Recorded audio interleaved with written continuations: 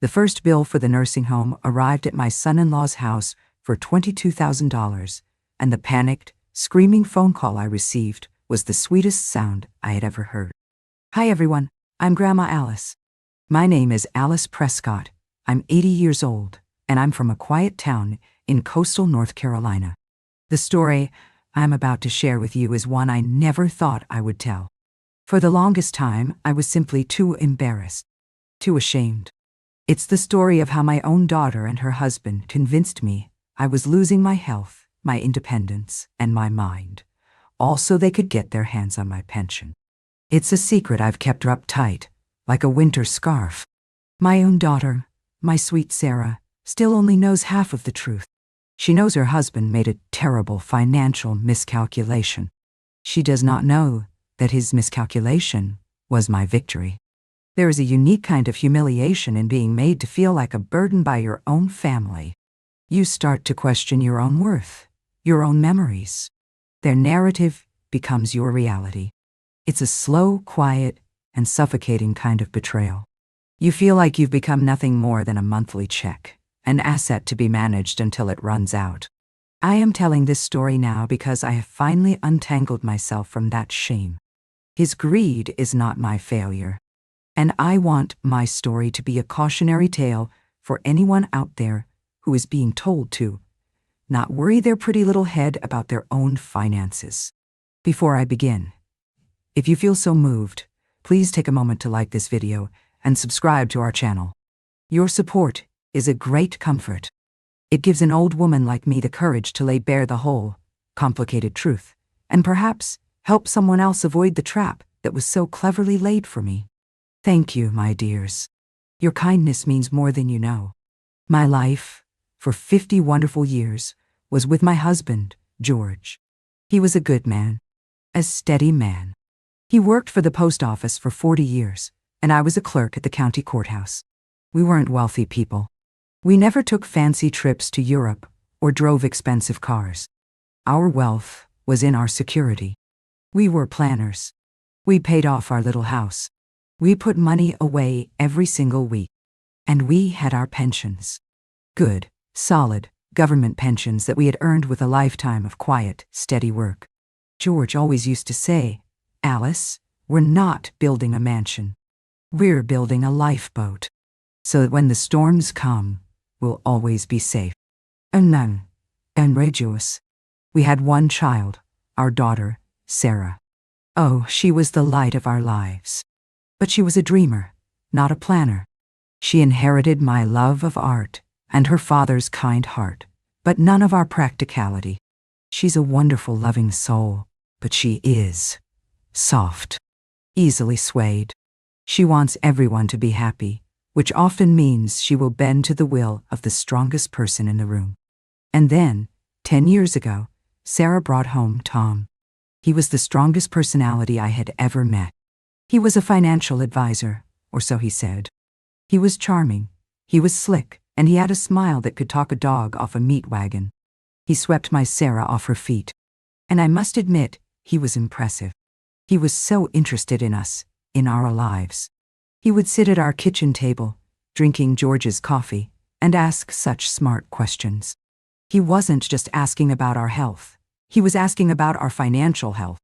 "George, Alice, you two are an inspiration," he'd say, his voice full of admiration. "You've planned so well. These pensions, they're like gold these days. You just don't see this kind of security anymore. You've truly built yourselves a fortress." He made us feel so proud, so smart. He wasn't pushy. He was just appreciative. He was an expert, and he was validating the choices we had made. He quickly became a part of the family. He would offer to look over our tax returns, just to make sure we were getting every deduction we were entitled to. He helped us set up online banking, telling us it was so much more efficient. He was slowly, expertly, weaving himself into the fabric of our financial lives, all under the guise of being a helpful, loving son-in-law. We thought he was a blessing, a knowledgeable guide who would help us navigate our retirement years. We didn't see that he wasn't a guide. He was a wolf, and he was patiently, expertly, mapping the path to our hen house. After George passed away 3 years ago, Tom's helpfulness became my lifeline. I was lost in grief. The world of bills and statements was a fog. And Tom, my capable, charming son-in-law, stepped in to manage everything. "Don't you worry about a thing, Alice," he'd say, patting my hand. "You just focus on healing. I'll handle all of this. It's what George would have wanted." And I believed him. I trusted him. I gave him access to everything. I thought he was protecting my lifeboat. I didn't realize he was secretly drilling a hole in the bottom of it, just waiting for the right moment to watch me sink. Tom's management of my life was a masterclass in quiet, insidious control. He was so smooth, so reassuring, that I barely noticed the walls of the trap being built around me. He had taken over my finances under the guise of helpfulness, and now he began to take over my reality. It started with small things, little memory games. I would mention a phone call with my sister, and he would look at me with a gently furrowed brow. "Oh, Alice, are you sure you spoke with her today? I think that was yesterday. You might be getting your days mixed up." He'd say it with such kindness, such gentle concern, that I'd be the one to apologize. "Oh, you're probably right. My head has been in such a fog since George passed. He started doing my grocery shopping for me. You shouldn't be lugging heavy bags around," he'd insist. But I noticed my favorite foods were no longer in the pantry. The sharp cheddar cheese I loved was replaced with mild. The dark roast coffee was replaced with decaf. When I'd mention it, he'd just smile and say, "Oh, the doctor mentioned you should be cutting back on caffeine and saturated fats. I'm just looking out for your health, Alice." He was curating my life, my diet, my very tastes, all under the banner of caring for me. He was making me a stranger in my own home. My daughter, my sweet Sarah, was completely taken in. She saw a competent, caring husband taking a burden off her grieving mother's shoulders. "Tom is just so wonderful, Mom," she'd say, her eyes shining with love for him. "He worries about you so much. We both do." She was his greatest ally, and she had no idea. The true ugly purpose of his campaign began to reveal itself about a year after George died. Tom started talking about my health constantly. He would notice things. A slight tremble in my hand that had been there for 20 years became a worrying new tremor. A momentary search for a word became a sign of cognitive decline. I ran into, what's her name? The lady with the poodle. I'd say, "Mrs. Gable?" Tom would supply, his voice full of gentle patience. "Yes, Mrs. Gable." Later, I would hear him talking to Sarah in a low, concerned whisper. "Did you see that, honey? She couldn't remember Linda Gable's name. She's known her for 30 years. It's getting worse." He was building a case, not just for me, but for my daughter. He was creating a narrative of my decline, piece by piece, so that when the time came, she would be just as convinced as he wanted me to be. He began to help me with my medications, insisting on sorting my pills into a weekly dispenser.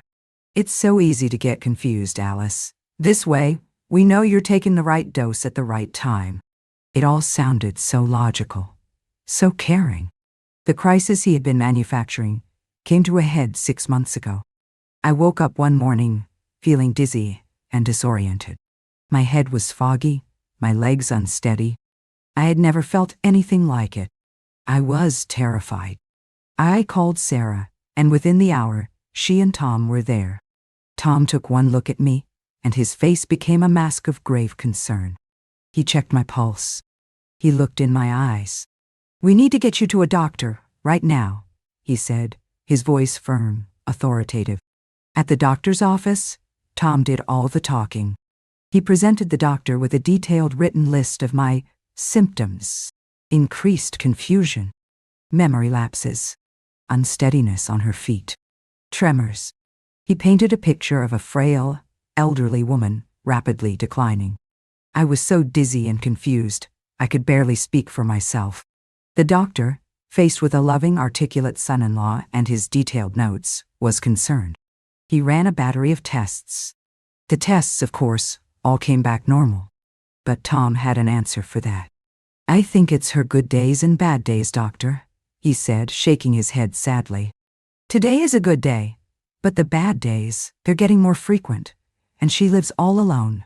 We're terrified she's going to have a fall or forget to turn off the stove. Now I know what happened. Now I know that Tom, my brilliant, helpful son-in-law, had used his access to my medication.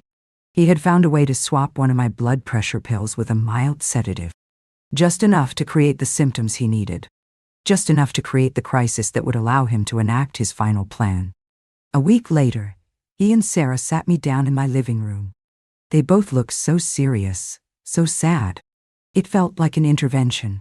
"Mom," Sarah began, her eyes already filled with tears. She took my hand. "We love you so much, and we are so worried about you." Tom took over, his voice a low, gentle, and deeply sorrowful murmur. "Alice, we've been talking to your doctors. We've been doing a lot of research, and we think it's time to consider getting you some more professional, round-the-clock care." I stared at him. What are you talking about? A nurse?" He shook his head slowly, his eyes filled with a pained sympathy. "More than that, Alice. A place where you'll be safe, where there are professionals on hand 24/7, where you'll have social activities and proper meals, and your medication will be managed perfectly." The words hit me like a physical blow. A nursing home. They were talking about putting me in a nursing home. "No," I whispered, my voice trembling. "No, this is my home. I am fine. The doctor said I was fine." "The doctor also said you have good days and bad days," Tom countered gently. "And we can't risk a bad day when you're all alone. What if something happened, Alice? Sarah and I, we would never forgive ourselves. We can't live with that kind of worry." He wasn't talking about my well-being. He was talking about theirs, about their worry, about their peace of mind. Sarah was openly sobbing now. "Please, Mom," she wept. "Please do this for us, so we know you're safe. We found the most beautiful place. It's called Pine Ridge Gardens. It's more like a resort than a home. It's the best. It's what you deserve." They had already picked it out. They had already done the tours. My fate had been decided long before this conversation. I looked at my daughter's tear-streaked face, at the genuine anguish in her eyes. She believed this was the right thing to do. She believed she was saving me. And I looked at Tom, at his kind, concerned, lying face. And I felt a despair so profound, it was like drowning. How could I fight them? My own daughter was begging me, believing she was acting out of love. And Tom had built his case so perfectly. He had the doctor's concern. He had the list of my symptoms. He had my daughter's complete trust. Any resistance from me would just be seen as further proof of my confusion, of my stubborn denial, of my own decline. So I did the only thing I could do. I surrendered. "All right," I whispered, the word tasting like ash in my mouth. If you think it's for the best." Tom's face flooded with relief. He came over and hugged me. "Oh, Alice," he said, his voice thick with emotion. "You're so brave. This is the right decision. And don't you worry about a thing. The finances, the bills for Pine Ridge, it's all very expensive, but your pension will cover it completely. I've already run the numbers. I will handle everything. You won't have to worry your pretty little head about a single thing. Your pension will cover it." There it was. The motive. The quiet, ugly, greasy little engine that had been driving this entire train. It wasn't about my safety. It was about my pension. A generous, lifelong pension that, once I was in the home, would be paid directly to the facility, managed and controlled, of course, by my helpful, loving son-in-law. They weren't giving me a safe place to live. They were purchasing a comfortable, worry-free life for themselves, using my life savings as the down payment. I let them lead me through the process in a numb, silent haze. I toured Pine Ridge Gardens. It was, as Sarah had said, beautiful. It looked like a country club, but it felt like a prison. A beautiful gilded cage. 2 weeks later, Tom and Sarah packed a small bag for me. They drove me to Pine Ridge and helped me settle into my new room. It was clean and sterile and completely soulless. Sarah cried as she hugged me goodbye. Tom gave my shoulder a firm, reassuring squeeze. "You're safe now, Alice," he said, his eyes gleaming with a quiet, triumphant victory.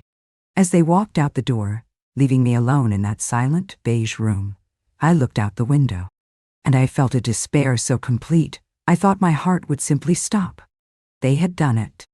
They had won. They had my pension. They had my life. And I had let them take it.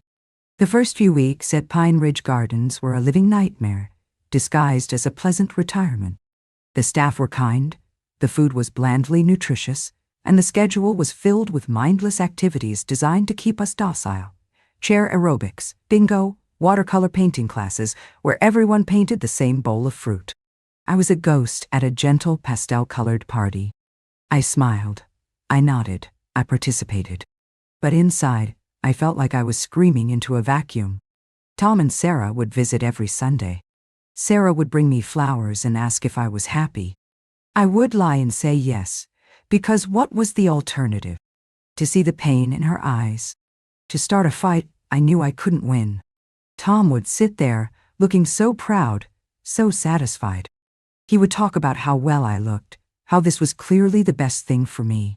He was the hero of this story, the man who had saved his mother-in-law from herself. The arrogance of it was suffocating. He handled everything, just as he had promised. The nursing home bills were paid directly from my pension account, an account to which he now had full power of attorney. He would bring me statements sometimes, showing me the expenses, the balance. "See, Alice?" he'd say, pointing to the numbers. "It's a lot, but we're managing it just fine. You don't have to worry about a thing." He was showing me how much my life cost. He was proving his value, his control. I was trapped. I had no access to my own money, no checkbook, no credit cards, just a small weekly allowance for the gift shop. I was a child again, completely dependent on the man who had stolen my life from me. The despair was a physical weight. There were nights I would lie in that sterile bed and pray for a real heart attack, just to make it all stop. The breaking point, the moment the fog of despair finally began to burn away, came in the form of a 72-year-old retired accountant named Mr. Finney. He was a resident on my hall, a sharp, cantankerous man with eyes that didn't miss a thing. We would often sit in the library together, not talking, just reading in a comfortable silence. One afternoon I was trying to read the newspaper, but my eyes were blurry with unshed tears. Mr. Finney looked at me over the top of his spectacles. "You're not one of them," he said, his voice a gravelly rumble. "I'm sorry?" I asked, confused.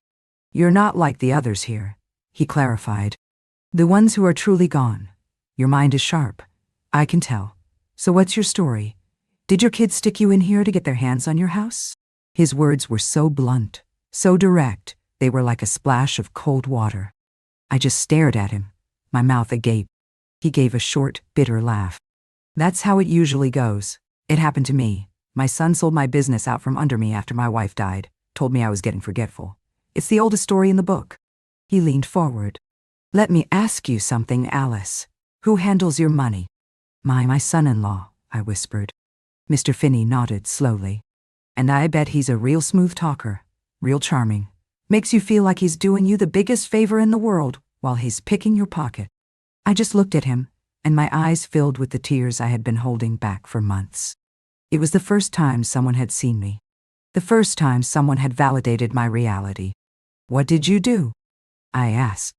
"I fought back," he said, his eyes gleaming with a fierce intelligence. "I got a lawyer. I got my own statements. I proved he was a thief. You see, Alice, they think because we're old, we're stupid. They think we're not paying attention. Your best weapon isn't anger. It's a calculator and a good, mean lawyer." That conversation with Mr. Finney was the spark that lit the fuse. The despair was burned away by a sudden, cold, righteous anger. They had underestimated me. Tom had built a perfect cage, but he had made one critical mistake. He had let me keep my mind. My fight back didn't begin with a phone call. It began with a letter. I had no access to a lawyer, but I had access to the public library. During my next supervised outing with Sarah, I told her I wanted to get some new books. While she browsed the fiction aisle, I went to the legal reference section. I found what I was looking for, a book on contract law and power of attorney. I spent an hour reading, my mind, the mind that had been a clerk of the court for 30 years, absorbing the information, feeling it click back into place. I learned that a power of attorney is a sacred trust, and that any action taken that is not in the best interest of the principal is not just immoral. It is illegal. It is fraud. My next step was to get proof. Tom was so arrogant, so sure of his control, that he would bring me the monthly statements to review. He thought he was showing me my dependency. He didn't realize he was handing me my ammunition. I started keeping them, hiding them. The final piece of the puzzle, the weapon that would win the war, came from my own duplicity. I began to play the part they had assigned me. I became more confused. I started praising Tom more and more to my daughter. "Oh, Sarah, Tom is just so wonderful," I'd say, my voice full of admiration. I don't know what I'd do without him managing everything. The numbers, the bills. It's all so complicated. I feel so much safer knowing he's in control. I was stroking his ego, reinforcing his belief that he was the hero of the story. I was setting the stage for my final move. One Sunday during their visit, I put my plan into action. I looked at Tom, my eyes wide with a carefully crafted, senile innocence. "Tom, dear," I said, "I was thinking, this place, Pine Ridge, it's so lovely, but it's so expensive. And I worry so much about my pension. What if it runs out?" Tom smiled his smooth, reassuring smile. "Now, Alice, what did I tell you? You are not to worry about a thing. Your pension is more than enough. And besides, I'm a financial advisor, remember? I've made some very clever investments with your portfolio. Your nest egg is actually growing." None. It was the lie I had been waiting to hear. The boast. The admission that he wasn't just managing my pension, he was actively using my money under his power of attorney for his own purposes. And my Sarah was sitting right there, listening to every word. "Oh, that's wonderful," I gushed. "But I'm just a silly old woman. I don't understand investments. Could you maybe write it down for me? Just a simple little summary. A list of the investments you've made for me and how my pension covers the costs here. So I can look at it when I get worried. So I can remind myself how safe I am, thanks to you." Amos. His ego, his pride, his need to be seen as the brilliant savior. It was a trap he could not resist. "Of course, Alice," he said, beaming. He was so proud of himself. He took a piece of my stationery, and in his own clear, confident handwriting, he wrote it all down. A list of the stocks he had purchased with my money, the accounts he had moved funds into, and a neat little summary of how my pension payments were being used. It was a signed confession of his fraud. He handed it to me with a flourish. "There you go," he said. "Now you have it in black and white. You are perfectly safe." I took the paper, my hand trembling with the force of my suppressed triumph. "Thank you, Tom," I whispered. "You have no idea how much better this makes me feel." The next day, I wrote a letter. Not to a lawyer. Not yet. I wrote it to the Board of Pensions for the state of North Carolina. I enclosed a copy of the power of attorney document I had been forced to sign. And I enclosed a copy of the handwritten financial plan Tom had so arrogantly provided. My letter was very simple. "To whom it may concern," I wrote. "I believe my son-in-law, Mr. Thomas Prescott, who holds my power of attorney, may be mismanaging my pension funds for his own personal investment schemes. I am a resident at the Pine Ridge Gardens facility, and I no longer feel I am of sound mind to have made the decision to enter this facility, or to grant him this authority. I am respectfully requesting a full and immediate investigation into the management of—" I sealed the envelope. I gave it to Mr. Finney, who mailed it for me from town. The trap was set. The fuse was lit. I had no idea how big the explosion would be. After I sent that letter, a strange sort of peace settled over me. I had done all I could do. I had taken my one shot. Now, all I could do was wait for the gears of bureaucracy, which turn so slowly, but grind so exceedingly fine, to do their work. I played bingo. I attended the watercolor classes. I smiled my pleasant, vacant smile. On the outside, I was the perfect picture of a contented resident. On the inside, I was a general, waiting for the reports to come back from the front line. It took 3 weeks. The first sign that my letter had hit its target came during Tom and Sarah's Sunday visit. They arrived looking stressed, their usual breezy confidence replaced by a tight, anxious energy. "It's the strangest thing, Alice," Tom said, his voice a little too casual. "There seems to be some sort of administrative hold on your pension account. A review or something? It's probably just a bureaucratic mix-up. But it means the automatic payment to Pine Ridge for this month didn't go through. It's very annoying. I'll have to sort it out on Monday." I looked at him, my eyes wide with feigned innocence. "Oh my," I said. "Is that a problem?" No, of course not," he said quickly, forcing a smile. "Just a headache. Don't you worry about it." But I could see the flicker of panic in his eyes. The well had just run dry. The automatic, effortless flow of money that funded their comfortable life and my expensive imprisonment had just been turned off at the source. The full explosion came 1 week later. It arrived in the form of a phone call for me. A nurse came to find me in the library, where I was reading with Mr. Finney. "Alice," she said, "your son-in-law is on the phone for you. He sounds rather upset." Mr. Finney gave me a small, conspiratorial wink. I took the call at the nurse's station. I could hear Tom's voice before I even put the receiver to my ear. It was a high-pitched, frantic squawk of pure, unadulterated panic. "Alice, what did you do?" he shrieked. "I just got off the phone with an investigator from the State Pension Board. They're asking questions. They're talking about fraud. They're freezing the account completely. You have to call them back. You have to tell them it's all a misunderstanding. You have to tell them you're confused." I held the phone a few inches from my ear, listening to his tirade. "I'm sorry, Tom," I said, my voice deliberately frail and confused. "An investigator. Oh my. That sounds so serious. I don't understand." Why? "Of course you don't understand," he yelled, his voice cracking with desperation. "That's the whole point. You're confused. Just tell them that. Tell them your son-in-law handles everything because you're not capable. Tell them you trust me completely." "But I am confused, Tom," I said softly. "And I don't think I trust you anymore." And I hung up the phone. The final act of the drama was not mine to perform. It was performed by the state of North Carolina. An investigation was launched, and Tom's carefully constructed world came crashing down around him. Faced with an official inquiry, armed with my letter and his own handwritten, signed confession of his investment strategy, he had nowhere to hide. The resolution was swift. He was found to have committed financial fraud and abuse of his power of attorney. To avoid criminal prosecution, he had to pay back every penny he had invested with my money. He had to sign a document drafted by the state, relinquishing all control over my finances and my person forever. And then came the bill. With my pension frozen and his power of attorney revoked, the automatic payments to Pine Ridge Gardens stopped entirely. But the cost of my stay there did not. The bill for the previous month, a staggering $22,000 for their resort-style care, was sent directly to the only other name on my intake forms. The name of my loving son-in-law, who had guaranteed payment.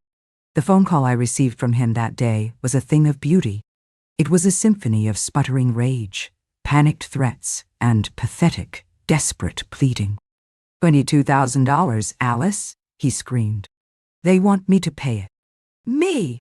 How am I supposed to pay this? This will ruin me. This will ruin Sarah. You have to turn the pension back on. You have to tell them to pay the bill. I'm sorry, Tom, I said, and my voice was no longer frail or confused. It was calm and clear and cold as a winter morning. That sounds like a terrible financial miscalculation, but I'm just a silly old woman. I don't understand these things. I'm sure a clever financial advisor like you will figure something out. Then I hung up, and I never spoke to him again.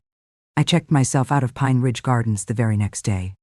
My pension was my own again. My life was my own again. My daughter, Sarah, was devastated. She was heartbroken humiliated, and lost. She could not reconcile the man she had married with the man who had so coldly and systematically plotted to steal her mother's life savings. Their marriage, built on his confidence and her willful blindness, could not survive the truth. They divorced. He had to sell their big, fancy house to pay his legal fees and the outstanding bill at Pine Ridge. Sarah and I, we are healing. It is a slow, difficult road. She has to live with the knowledge that she was a pawn in his game, that she helped him build my cage. But she is my daughter, and I love her. She is learning to be a planner now, not just a dreamer. She is learning to stand on her own 2 feet. I learned that the most effective weapon is not a sword, but a fountain pen. I learned that bureaucracy, with all its slow, frustrating processes, can also be a powerful shield for those who know how to use it. Tom thought my pension was his personal piggy bank. He didn't understand that a pension is a promise, a contract. And he made the fatal mistake of putting his own fraudulent promises in writing.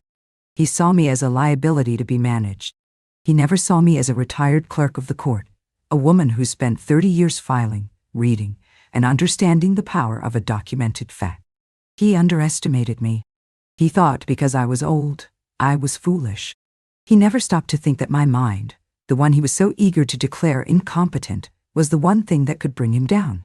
So if you are out there, and someone is trying to take control of your life by convincing you that you can't manage it yourself, please remember this old woman. Ask questions. Read the fine print. And never, ever be afraid to write a letter. You never know whose desk it will land on. Your voice, your words, on paper, they are more powerful than you can ever imagine. Thank you for letting me share my story with you. It is a quiet story, but one I felt needed to be told. If you have found it helpful, please do like this video, subscribe to our channel, and turn on the notification bell. It means the world to know these stories are being heard. And please, in the comments below, share a piece of wisdom that has helped you navigate a difficult time in your own life. Love you all. This is Grandma Alice, and I'll see you in the next story.